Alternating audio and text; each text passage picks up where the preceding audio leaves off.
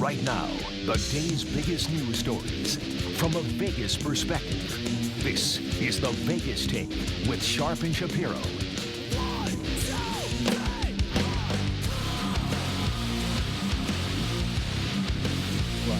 All right, welcome back. This is the Vegas Take. It is Sharp and Shapiro. So glad you could join us. Busy phone lines right now. In studio, Minister Stretch Sanders. We are talking about race relations, why people should never use the N-word. We're talking about police brutality, and we're taking your phone calls. Let's get right to it, Stretch. You ready for this? Let's do it. I'm ready. Ask All Stretch. right, let's go. I believe we're going to Karen first, right? Karen, thank you for calling into the Vegas Take. You're on with the minister. Hi. Hi, Miss I Karen. just want to say this is the first time I've ever listened to this radio station, and I turned it on and I'm driving, and I'm thinking, this is so wrong. I am a person of color, and I'm white. Everybody is a person of color. It's just not one race that is a person of color. I don't like to use the N-word. But also, black people do the same thing to white people. Where did we say that they didn't do that? There are racists everywhere. You could be black, you could be white, you could be yellow, red. Right. Where do we say otherwise? Stretch didn't say that. Stretch, you could speak for yourself. No, I'm not. I'm just saying they were, that the people do it to black people. But we also get it too. Miss Karen, It's past. We need to move forward. Okay, well let's let Karen respond. Let's let Stretch respond to that. Go ahead, Stretch. So, Miss Karen, I think that unfortunately, I advise that you just keep listening. I think that these conversations are important because it educates us.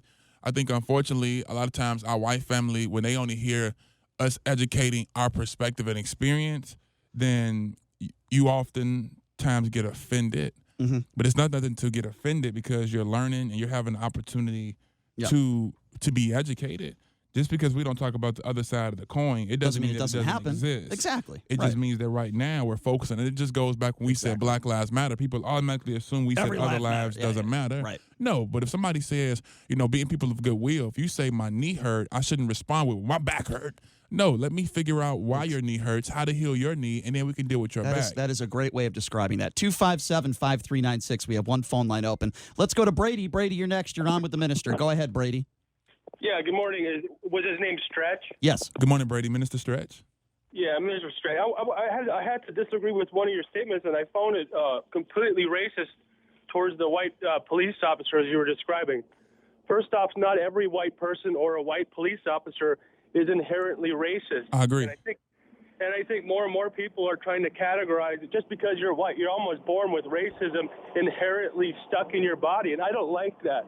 And the statement that I found really offensive was you said, I don't think any white cop should ever be allowed to patrol a black neighborhood before he's been trained in black culture? Come on, bro. All right. Well, first of all, you don't have to call him bro because I think that's sort of racist in itself, So that's Brady. racist too, Brian. Pull your shorts up again. Hold on a second. We're going to let Stretch respond, but pod Brady down here for a second, Johnny. Brady once called into the show, and he said 4 black people went into a home and robbed blah, blah, blah, blah, blah. So, in my opinion, Brady is a racist. I'm just going to flat out say it right there. But, Stretch, I'll go ahead and I'll let you respond. Go ahead. So, Brady, what I'm saying is, brother, it's a culture thing.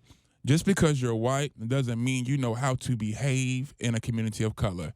Just because I'm black and before I go into a Hispanic community, I probably want to talk to those and probably get some culture education on how to deal with the Hispanic community. It's out of respect. I think that's reasonable. I would not want to go into Hispanic because at the end of the day, it's a different culture. Mm-hmm. You go in Chinatown and Italy, you're dealing with other cultures. Cultures, that's important. People live and die for their cultures.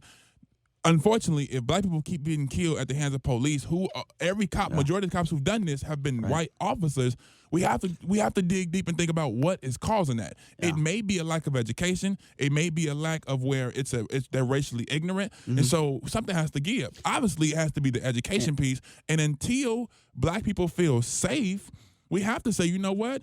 Let's pull you back. Let's pull in some officers of color. Let's work and train and teach you how to deal with black communities.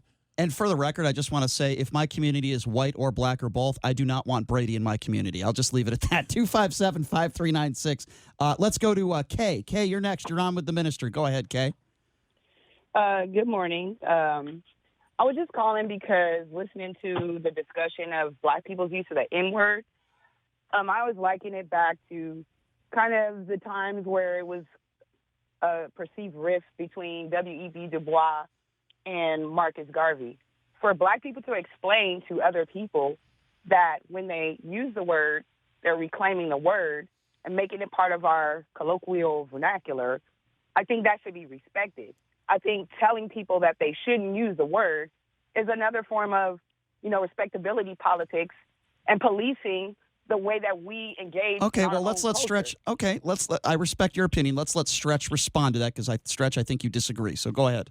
Well, I agree and I disagree. So I think that, and the reason why I disagree, sis, is because I believe that we need to level up on that word. That word just to me doesn't have life. It doesn't breathe life into our communities. But I also believe that I've had white people tell me, well, you guys use it so we can use it. Hold up, wait a minute. It don't work like that. That's where you have to understand that we can do some things that you can't do. It's respecting our community.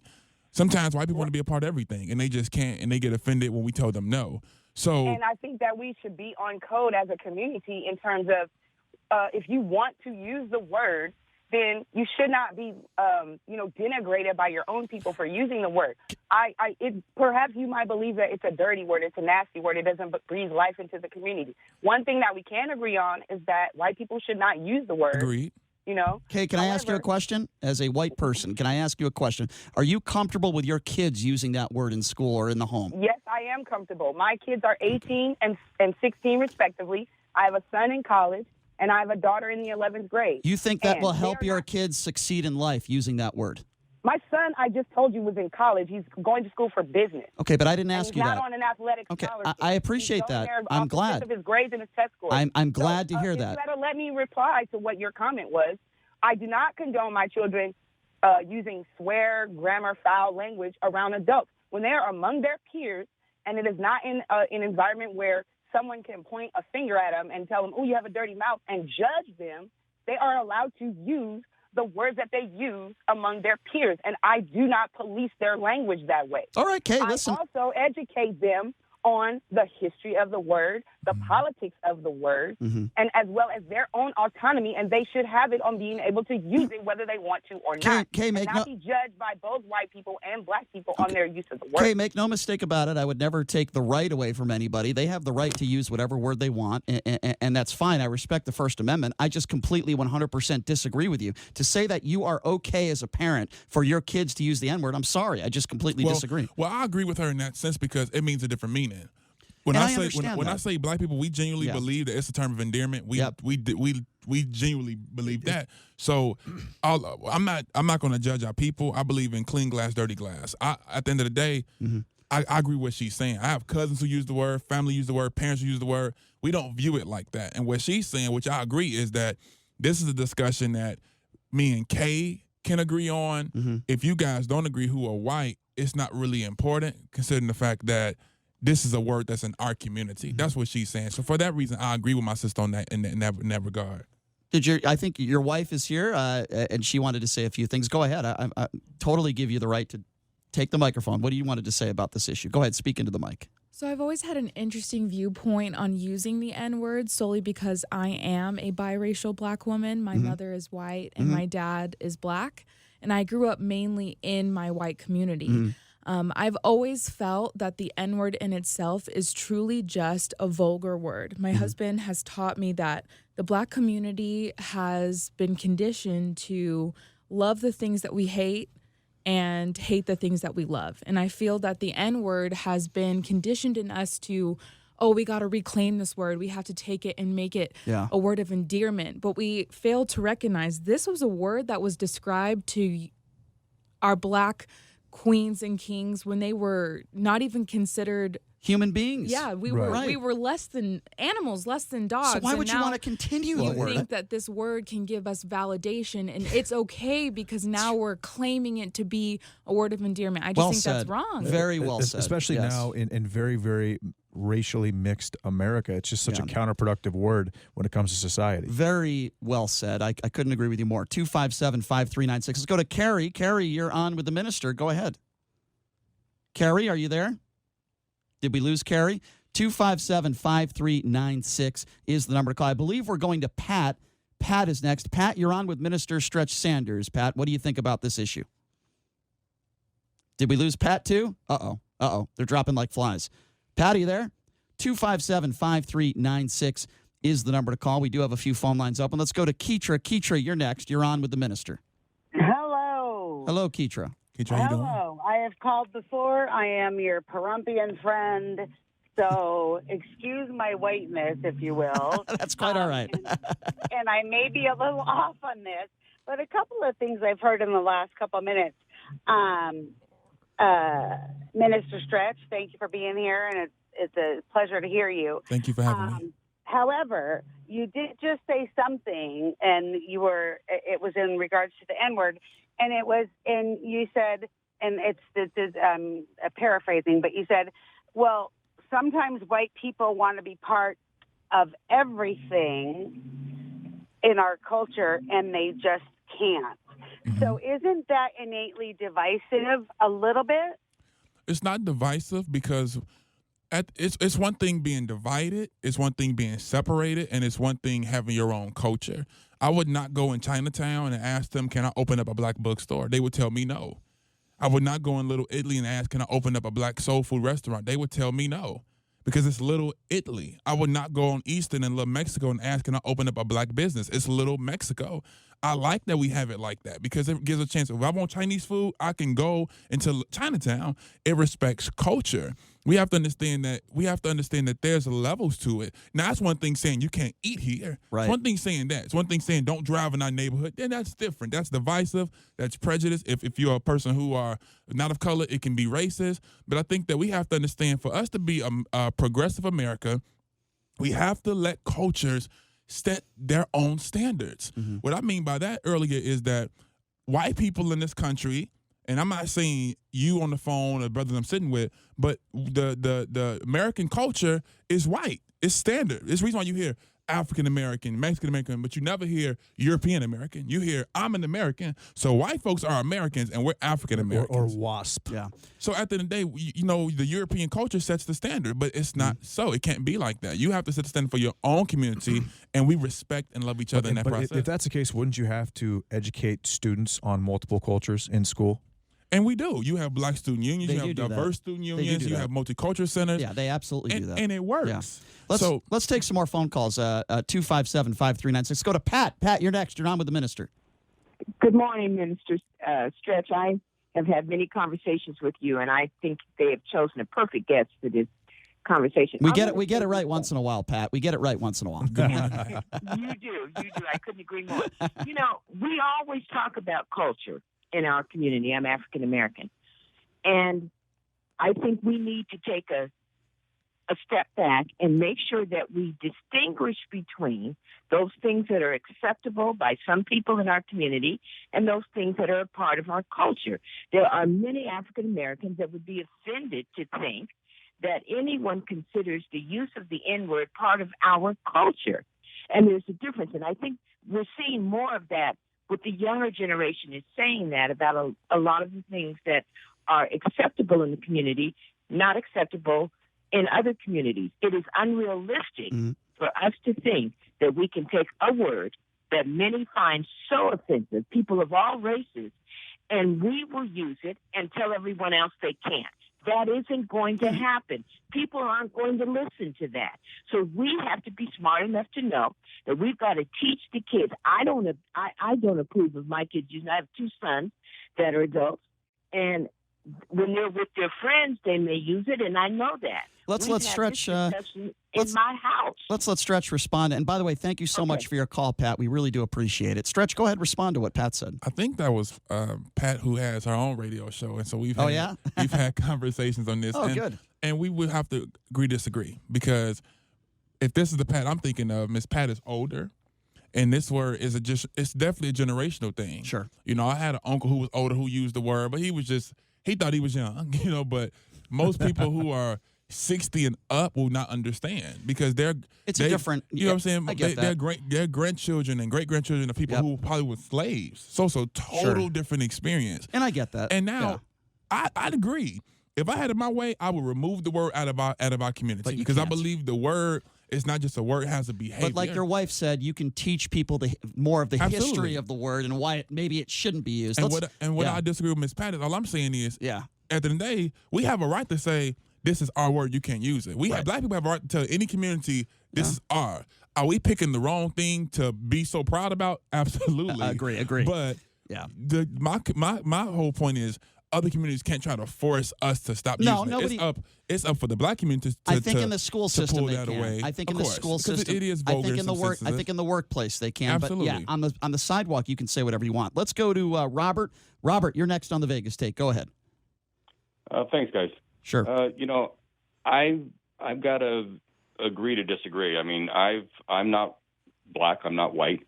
I'm of a mixed heritage.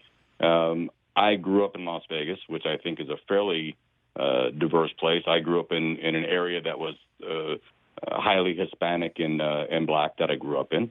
And, I got to say that I think that the media and even this host that we're talking to now, I don't listen to you too often. I just happened to catch this particular show. You'd be talking to me.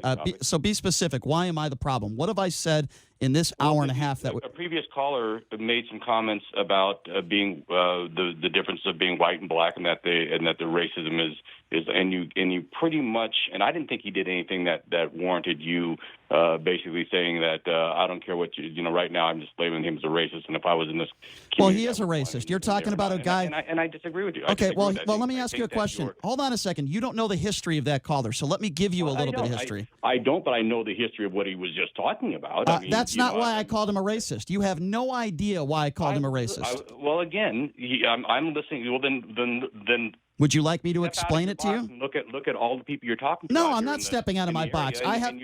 Excuse me. That we're just hearing what he's saying on this show at that moment. So you don't think I should have called? I think that's wrong. Okay, well, let me tell you. I think you're wrong, and here's why. This guy has called in. Sure. Okay, this guy has called in over 20 times. Okay, he goes after African Americans on this show verbally every single day. He has said none of us have heard. Okay, well, I'm telling you right now. So you're making an assumption, a gross assumption about me. That based on the conversation that he had just now. So based on the conversation I had, you disputed him, called him a racist, and nothing he said. Okay, so what would you call somebody? I think media all I'm trying to say is a point.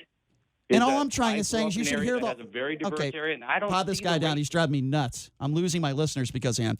What I'm trying to say is you're taking a small 10-second phone call instead of taking 50 phone calls that I've had with this gentleman. What does that make you? That is a gross assumption at best, Robert, okay? I would say something else, but I won't say it because I know it would offend you because you sound like a snowflake, so I won't do that. 257-5396 is the number to call. Let's go to Jay. Jay, you're on with the minister. Go ahead. Jay, go ahead. You're on with the minister. Jay? Did we lose Jay? 257-5396 is the number to call. Maybe I offended Jay as well. I don't know. Maybe that's possible. Let's go to Mike. Mike, you're on with the minister. Go ahead, Mike. Good morning, guys. Good morning, Mike. Like I was telling the gentleman that when I called, I never called into a show like this before, but I just want to say, it's so much hypocrisy. Just like 2 days ago, we just had Christopher Columbus Day. So we have a serious problem in America, but we can't really face the facts. And like I taught my children growing up, this man Christopher Columbus didn't discover anything. That'd be just like me walking into the MGM and saying, "Hey, I discovered this and everything." But yet we have a day for him, and there's no correction in our educational system. We are teaching racism in the educational system. I mean, why hasn't this been corrected? When I was in school, they were teaching Christopher Columbus discovered America. We know as of today that Christopher Columbus didn't discover puss. There were people living here, had things going on. So why are we still teaching this in our schools? Mike, that's a good question. Let's and by the way, Mike, I appreciate the call. It's a good question. Let's let Stretch answer that one for you. Mike, you're absolutely right. If we walk into the MGM and say, "Look what I discovered," they would look at us like we lost our last mind. And the reason why we teach that, Mike, if you notice in the textbooks, they even have what they're starting to call slaves servants. Like we signed up and was getting paid. So I think that's just how we get rid of that, Mike, is we educate. It's forums like this, it's platforms like this where we can teach and have two sides of the coin, where we can talk about why.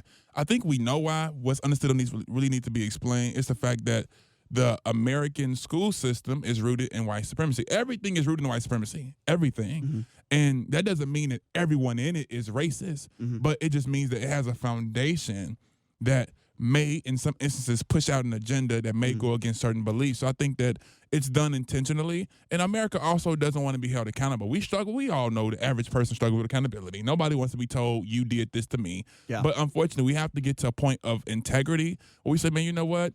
I'm not going to apologize for what people did. That wasn't me. But I apologize for me participating in that current day. Sure. We forgive and we move on, but we cannot forgive and move on if we have not dealt, touched, and healed on, as this brother stated, while we are celebrating an individual who didn't discover a country, let alone entire, demographic. Sure. JD, we got to get to some other calls. Go ahead, JD. Stretch, are you in favor of reparations, and what would your ideal situation look like, the structure of reparations? I am 100% an advocate for reparations. Black people from the diaspora, let me be clear, who were taken from their homeland, brought to America, because you have people who came here from Africa and they're black, but when the checks start getting passed out, they don't get that check because they're not a descendant of slaves on American soil. So I believe that in order for us to catch up, because we started a race with other communities, and when the race started, our ankles got slashed. And because we keeping up, I step on the next person's ankle and the next person's ankle, but it started from my ankle being slashed in slavery. So we have to repair that ankle. Just like if I give an award to Marvin Gaye, who's going to receive that award? No, that His makes children. sense. So we're heirs of that, and so we deserve to be compensated by check, by school, by free tuition. It can't just be a check. We work too hard. We built everything in this country to just receive a check. That's a slap in the face. But something should be done to pull us up, because we can't pull ourselves up. Sure, no question. Producer Stein, maybe we can move some spots to the next segment so we can take a few more phone calls. Why don't we go to Alex? Alex, you're next on the Vegas Take. You're on with the minister. Go ahead. Yeah, I'm glad the minister's there. He really sheds a lot of light on the subjects that we're speaking about. But I just want to make a comment about Darren Wilson, the coward cop in Ferguson. The thing is, you got a weapon and you see a kid charging you. Whether you should know if he's a kid or grown man. You shoot him 11 times. I mean, that's a coward. So, no, I don't. I disagree. I don't believe. Can I just say this, man? Go ahead. So to say that anybody running towards a cop should be killed, maybe he had some mental issues. We don't know. But either way, you're a police officer. There's ways. Alex, you're forgetting some of the facts. He went after his gun. He grabbed his gun. This was after. I don't believe that's a fact. That's what. Well, guess what? The evidence says otherwise. DNA on his weapon. How could that be evidence? How could it be evidence that? Because his DNA is on the gun. With all due respect, I got to get to some other callers, but we're not going to go back into the case. His DNA was on the gun. And by the way, when somebody is darting at you, how the hell is the cop supposed to know if you're mentally ill or not? I can tell you right now, if you go after a police officer, white or black, you're an idiot. I'll say that. You're a moron. If you chase after a police officer and you try to assault a police officer, you're an idiot. I don't care what the color of your skin is. That's my opinion. 257-5396. We appreciate the call, Alex. Why don't we go to Lee? I believe Lee is next on the Vegas Take. You're on with the minister. Go ahead, Lee. Yeah, hi, guys. With the police departments, my girlfriend, she worked for LAPD for 30 years in the motorcycle department. And you should hear all the racist stories about black people and brown people at their barbecues, at their retirement parties, okay? LAPD, mostly corrupt department in the world, okay, fellas? So let's not be naive about it. I'm not being naive. I think there's corruption out there. Yeah, no, there's corruption out there, Lee, without any question about it. I don't believe that most police officers wake up in the morning say they want to kill black and brown people, but there are some evidence to support the fact that there's racist cops out there. There's no question. There's racist people out there. Unfortunately, the teacher who called that gentleman, Rashid Noel, the N-word, sadly enough, there's probably a few police officers out there that feel the same way, and we don't want police officers like that on the streets. It's simple as that. Well, listen, Minister Stretch, and your wife, thank you so much for coming in studio. We really do appreciate it. Listen, this has been a really good conversation. We'd love to have you back in again sometime soon. Absolutely. Unfortunately, we can't get to all the calls because we've got another guest coming up next segment. Not that I don't want to, but I really hope that you'll come in again and we can continue this conversation because it was a real good one. Absolutely. I'd love to come back. Thank you guys for having me. It's a wonderful dialogue. Yeah, and let's do it again sometime. And by the way, I like your hat, by the way. I wear some of those myself, but you look a little better in that hat than I do, unfortunately for me. But anyway, thank you again for coming in. Minister Stretch Sanders, this is a great conversation. I do believe that these conversations need to not only continue, but they need to go across the media, television, radio, whether you're a right-winger or a left-winger. I don't care what your political beliefs are. These are the types of conversations that need to happen. When we come up next, former Democratic presidential candidate Seth Moulton will be joining us. What did you think about the debate last night? We'll get to that next on the Vegas Take.